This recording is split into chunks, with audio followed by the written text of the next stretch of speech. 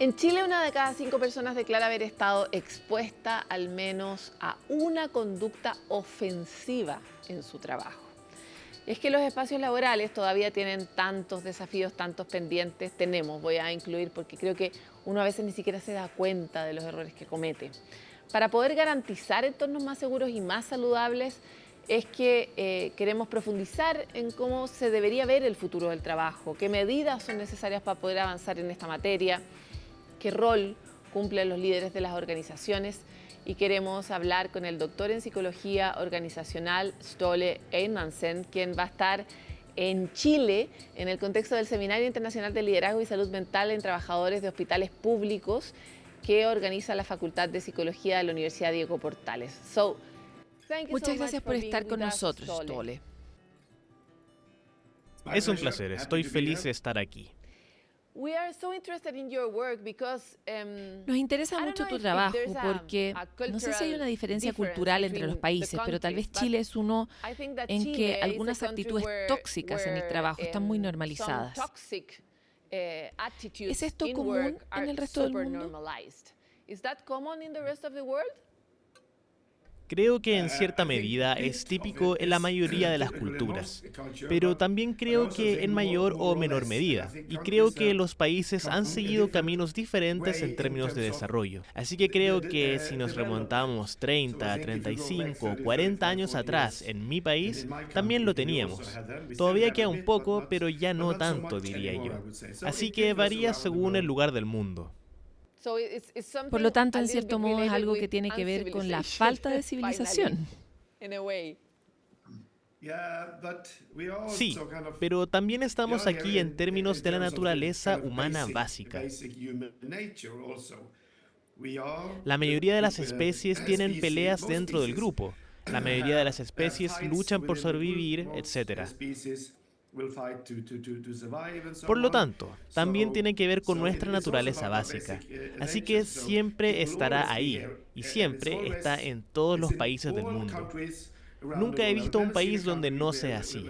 Pero, de nuevo, algunos países han trabajado más tiempo con este problema y se han desarrollado más. Pero siempre estará ahí, y cuando llegue una nueva generación, seguirá estando ahí. Pero como has dicho, también está relacionado con algún tipo de supuestos culturales básicos y con el pensamiento básico de las culturas. ¿Podrías intentar describirnos qué ingredientes tiene este liderazgo tóxico o destructivo que has estudiado tanto?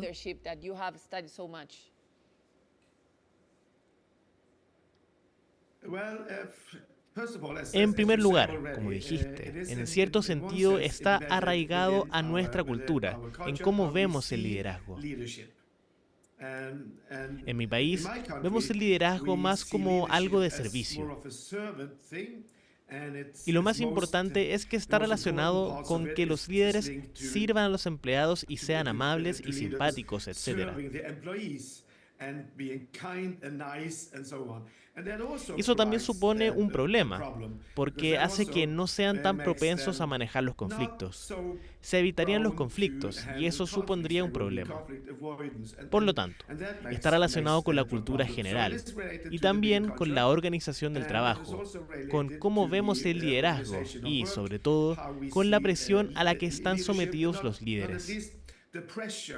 Porque la mayoría de las personas son básicamente amables, y las personas en el trabajo son básicamente amables.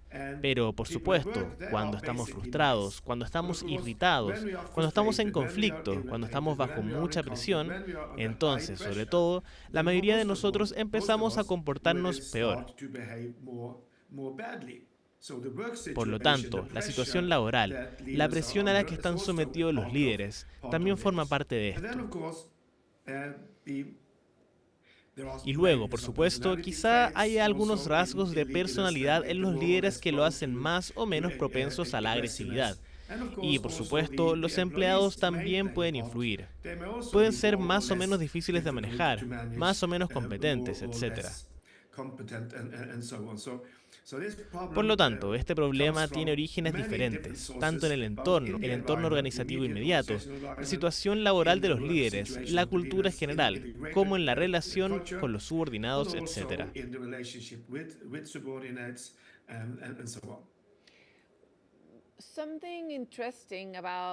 Algo importante de lo que has dicho antes es que se trata de una especie de trampa. Quiero decir, estás en un puesto que es realmente difícil porque tienes que dirigir a un grupo de personas. Al mismo tiempo, por supuesto, tienes algunos objetivos que tienes que cumplir durante el año. Y también tienes tu propia presión porque además tienes un jefe. Entonces, ¿qué tenemos que pedirle a alguien que quiere liderar un grupo? ¿Qué debemos exigir en términos de las condiciones que se requieren para liderar un grupo?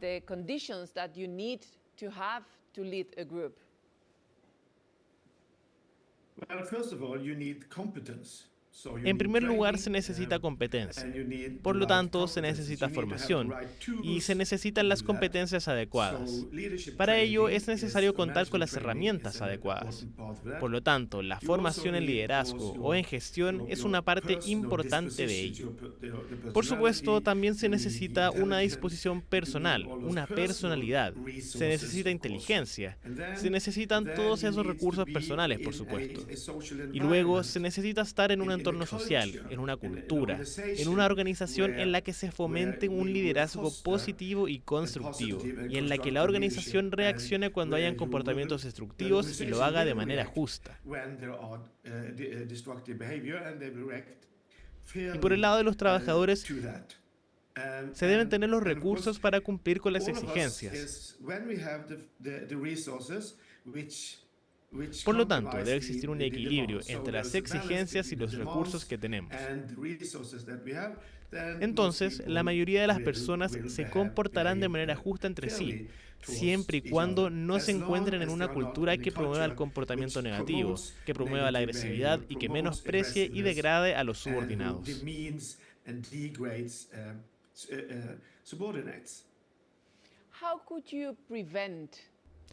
¿Cómo se puede prevenir un episodio de violencia o un comportamiento tóxico por parte del líder en el trabajo?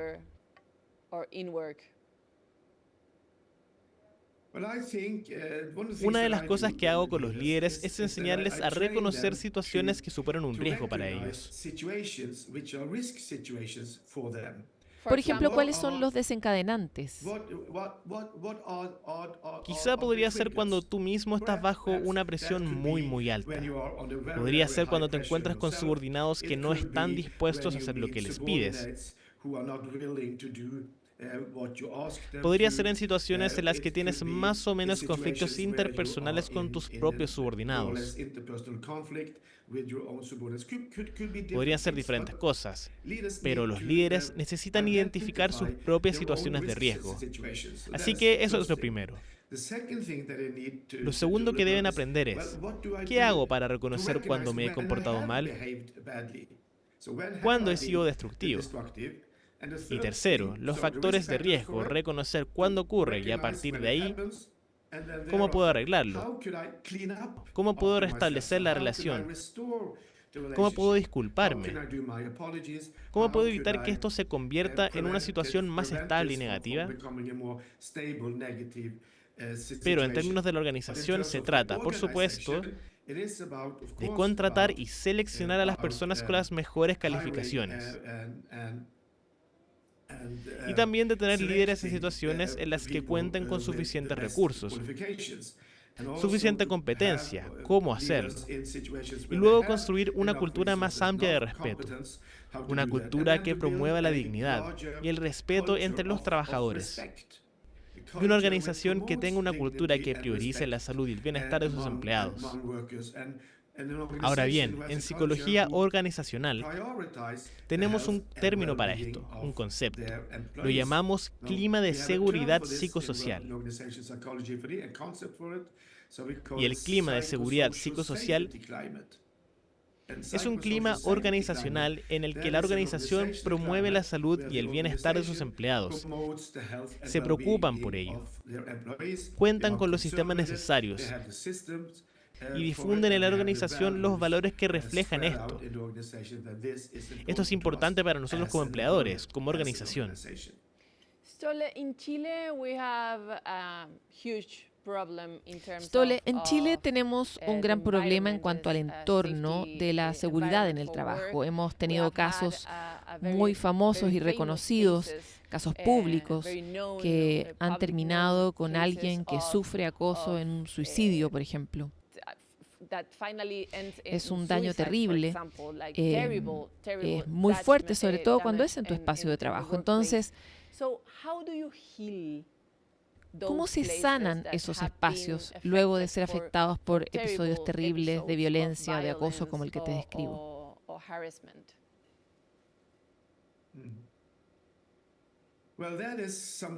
Bueno, eso es algo que debo admitir que ahora mismo estamos al límite de nuestro conocimiento,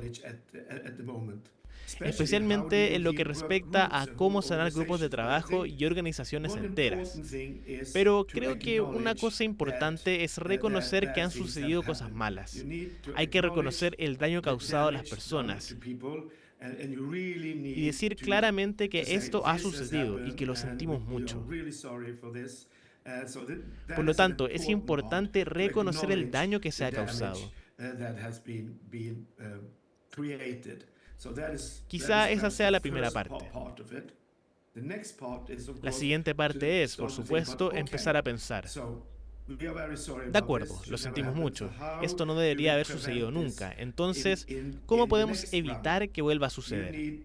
Quizá también sea necesario celebrar sesiones informativas en las que los empleados puedan hablar de lo que ha pasado y nos tranquilicemos mutuamente. Creo que eso es importante. Sabemos por otros casos que a menudo se trata de situaciones traumáticas y sabemos por las investigaciones sobre el trauma que hay algunas formas de llevar a cabo sesiones informativas psicológicas y sociales que deberían formar parte del proceso. Pero es muy importante que la organización y la alta dirección asuman la responsabilidad y se disculpen. Y, como he dicho, asuman la responsabilidad y reconozcan el daño que se ha causado también al resto. Y luego, a través de la sesión informativa, hay un proceso de sanación que es necesario llevar a cabo. Y, por supuesto, es muy importante cómo la organización intentará evitar que esto vuelva a suceder en el futuro. ¿Podemos confiar en nuestra organización después de esto?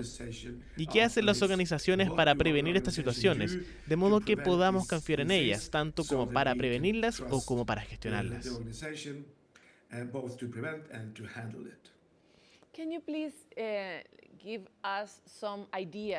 ¿Podrías darnos algunas ideas sobre los tipos de liderazgo tóxico? Porque podemos imaginar a alguien que es realmente muy violento con su gente, con su equipo. Es fácil imaginar ese tipo de jefe abusador, pero no es tan fácil imaginar otras formas o actitudes que también crean entornos de trabajo malos.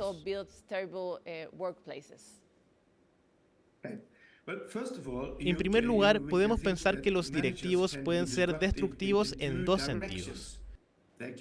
Pueden ser destructivos, tener pensamientos tóxicos sobre sus subordinados. Pueden ser agresivos, como dices, o pueden socavar a sus subordinados. Pueden actuar de tal manera que los subordinados no puedan confiar en ellos.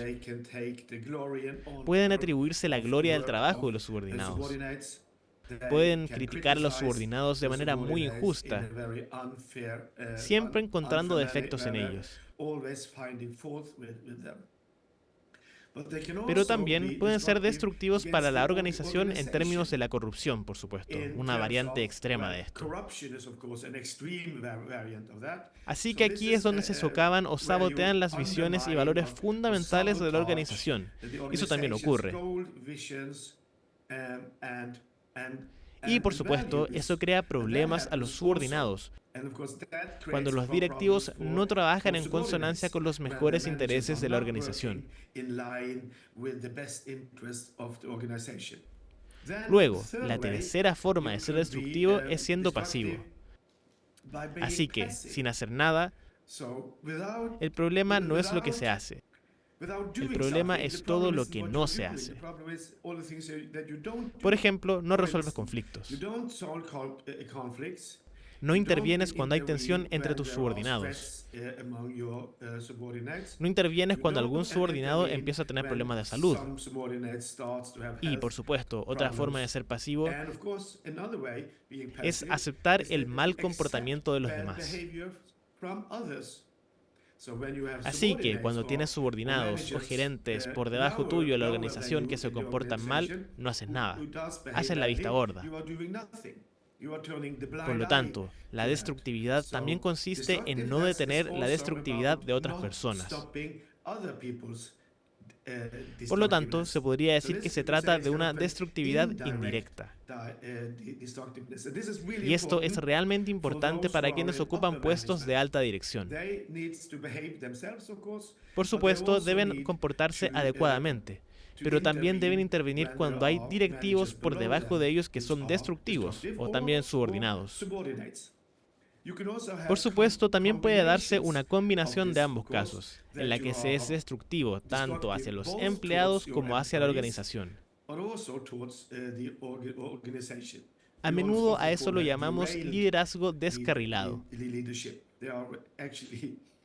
En realidad, no son buenos líderes en lo que respecta a la organización, ni siquiera hacia los subordinados. Y se podría preguntar, ¿podrán esos líderes mantener su puesto? Bueno, sí. Si tienen una buena relación con las personas que están en poder, es posible que sigan en su puesto. Pero algunos son también los que llamaríamos más tiránicos. Son constructivos, son muy buenos para las organizaciones, pero malos con sus subordinados. Así que, al menos a corto plazo, trabajan para alcanzar los objetivos y la misión de la organización, pero no lo hacen con la ayuda de los subordinados ni a través de ellos, sino siendo agresivos, socavando o saboteando a los suyos.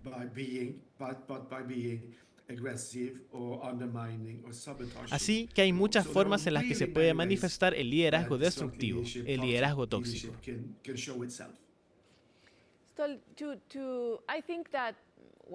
Stolle, creo que cuando se trabaja en este tipo de campo, se tiene un propósito claro, que es construir un lugar distinto para que las personas puedan trabajar.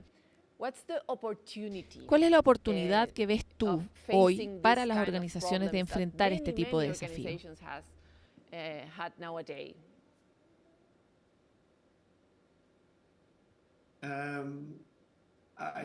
No estoy seguro de haber entendido la pregunta. ¿Te refieres a qué oportunidad tengo yo o...? Cuando ves una organización que realmente tiene muchos problemas y es consciente de sus desafíos, te sientes muy atareado, es una tarea difícil de enfrentar. Entonces, ¿cuál es la oportunidad que pueden tener las organizaciones y las personas de hacer frente a este tipo de desafíos? Si eres subordinado, entonces, por supuesto, esto es bastante difícil.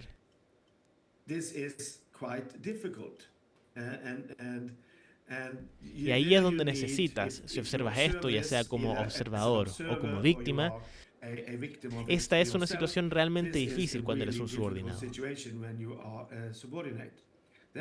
Entonces surge la pregunta, ¿puedo confiar en la organización para presentar una queja? ¿Tienen sistemas para esto? ¿Tienen un sistema de quejas? ¿Es esta una organización segura para plantear este tema? Actualmente estoy trabajando en muchos países para crear organizaciones sólidas, de modo que los empleados puedan alzar la voz contra este tipo de situaciones, para crear lo que llamamos un clima o cultura de seguridad psicosocial. Pero si estás en una organización en la que ves que hay mucha mala gestión y no ves posible confiar a la organización para alzar la voz,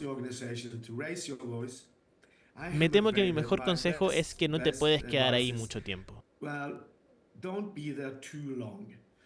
Intenta salir, si no es lo antes posible, antes de que te estreses demasiado con esto. Si trabajas en recursos humanos o en servicios de personal, tienes muchas posibilidades, tanto para iniciar programas de capacitación, desarrollo y mejores procedimientos de contratación, como para crear políticas y procedimientos sobre cómo establecer un sistema de quejas, cómo investigar casos especiales, etc. Pero creo también que hay una tercera cuestión importante. Y es que, por supuesto, ¿cómo actúan los organismos gubernamentales relacionados con la vida laboral? ¿Cuánta presión ejercen sobre los lugares de trabajo para que sean seguros y promuevan un entorno laboral saludable en el que prevalezcan la dignidad y el respeto?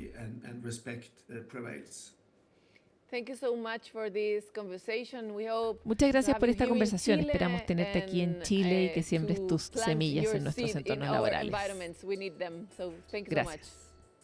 Gracias. Gracias.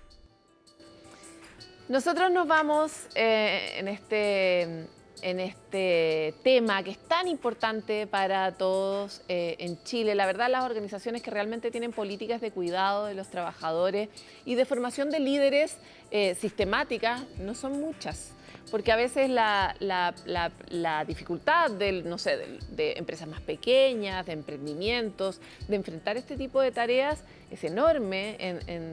No hay suficiente a veces recursos o tiempo o energía para invertir en ellas, y sin embargo la vida se puede transformar mucho para bien si es que alguien trabaja en un entorno seguro, y puede ser definitivamente terrible si alguien está en un entorno inseguro para trabajar. Por eso la importancia de seguir hablando de trabajo. Nosotros mientras vamos a una pausa y volvemos con más.